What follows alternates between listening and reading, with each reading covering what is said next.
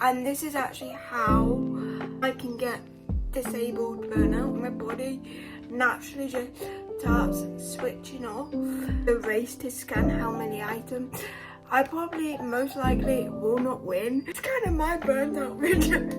Hi guys, I haven't done a sit down video for quite a while, but I want to talk about a topic that most of us go through at some stage of our life, and that is burnout.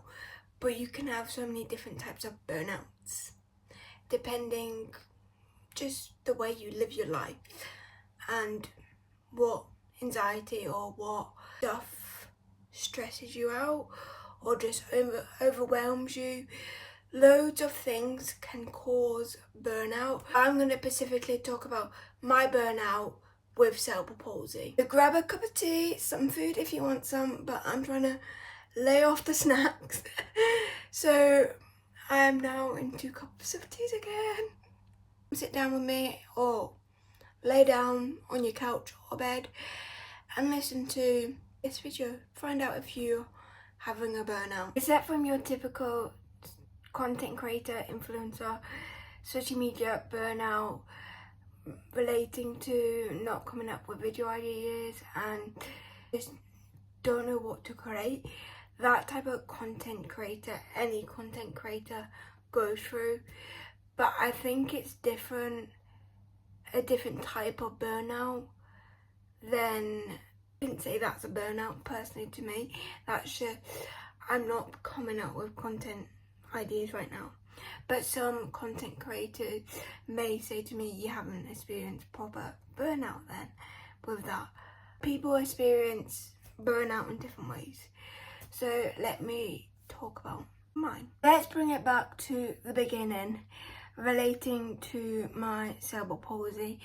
I've also got epilepsy, a learning disability and heart condition, but my heart condition doesn't really relate to this subject, and either my epilepsy, because I don't have seizures for many years now, touch wood, but the medication I was on would make me sleepy. So in the past I would just be really tired, but there's a difference between I'm tired because of meds and my body can physically can't do this. As most of you know, I have a job, food retail job, and I've been nearly working there for a year. Believe it or not, they've kept me for nearly a year. At food retail, there is people coming and going because it is food retail, whether you like it or not. People are gonna just join the job for a couple of months or a couple of years to just come and go. And I think that's why people pick food retail. I generally just picked it because it was the first job I was like, who accepted me, and I got an interview and like actually accepted me. People are coming and going that can fluctuate between 16 to like sometimes in the past been like over 30 and stuff like that. And then that's when my disability burnout comes in.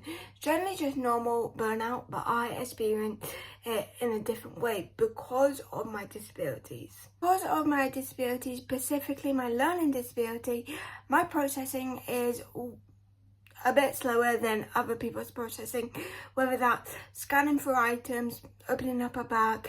It is naturally slower. Like if it was a race to scan how many items, I probably most likely will not win. I know that. Like gladly say to them, like, I know I'm quite slow. I know that. I can tell. But when I go too fast, it hurts my body. First thing that goes is my processing is slower than it normally is. And that's quite a big thing for how my processing is in general. Now you can mainly physically see it in my speech. Now that is also because of my cerebral palsy. I've got speech problem. I feel like most people with cerebral palsy do, especially ones that have cerebral palsy and a learning disability. But when you are burnt out, my speech can go, like I find at a certain time, like about 5 or 4, that's when my speech starts to slow, because it's like my body naturally just starts switching off. Literally, that's how I can call it. It's just my body starts switching off, and I'm trying to get out the words. Like, I've said once that's going to be £5.39.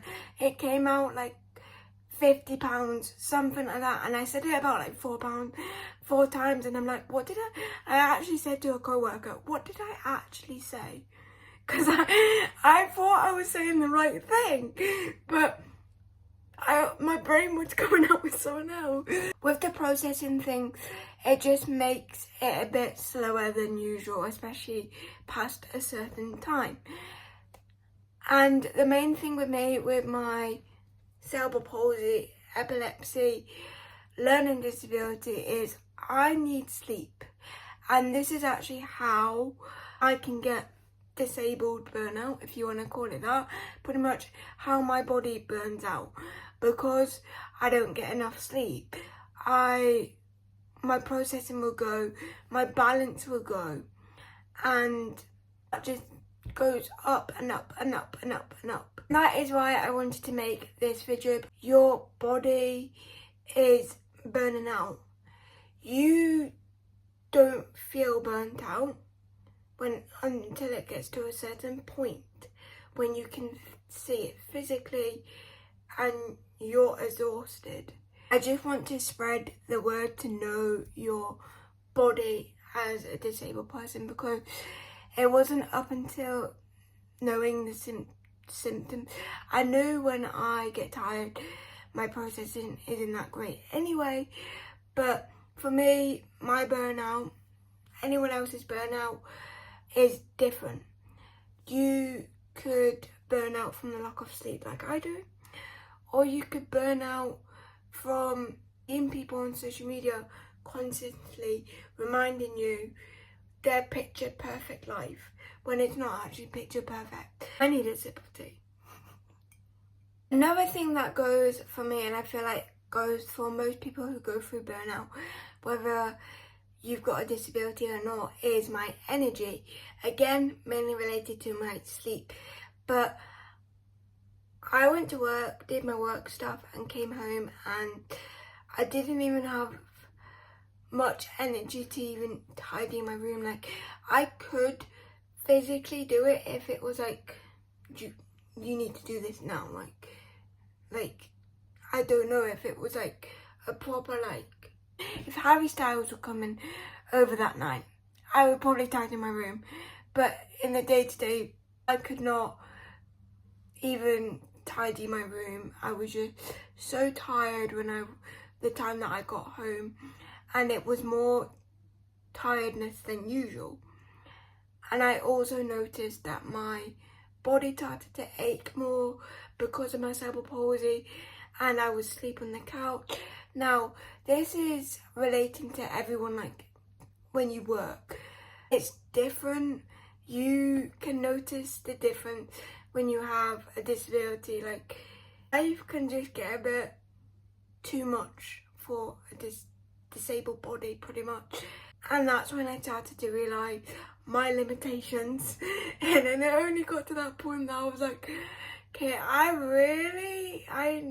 I can't do this. And that's probably the thing that's came out of feeling that way, is I know what I can and can't do now. Like, I knew that before, but like, I know my limits. Like, I'm just like, I can't do anything over 30 or even 30 hours a week. For me personally, is quite tough on my body. Now, that's the difference with an average person. An average person can just smash out a 30-week thing, but I personally can't. If you get anything from this video, I want you to hopefully not go through disabled burnout if you have got a disability, but also know your limits. And I genuinely mean this. I know I've said it in the past, but like, just burnout. Now we're here. Now I feel more energetic. now I generally feel myself, I can film, I can come up with ideas. Like, it was generally like, I've heard the term brain fog. It was like that every single day for about a month.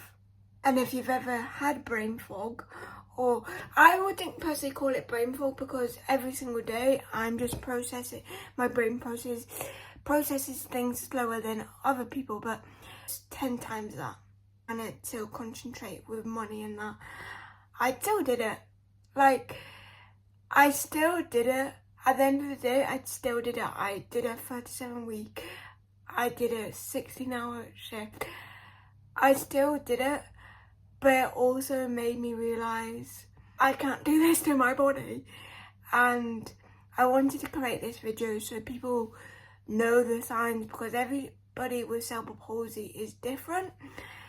So I have a friend who has cerebral palsy who's in a wheelchair, who is on the severe cerebral palsy side. But I've also got friends on TikTok who have cerebral palsy and they go running. And they do running things, they ride bikes and stuff like that. Their burnout will be different than mine. Whether they get burnt out quicker or whether they get burnt out in the long term.